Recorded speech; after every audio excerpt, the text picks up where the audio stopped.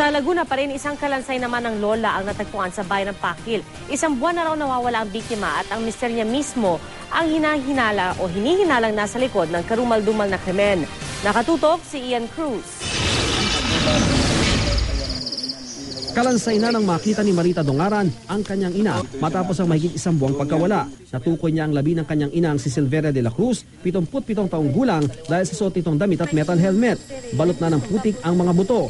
Nang matagpuan ito ng magkaibigan nagkokopra sa kakahuyan sa barangay Saray sa Pakil, Laguna. Taga-Pangi, Laguna naman ang biktima. Yung buto niya yung pinakunagatin buto.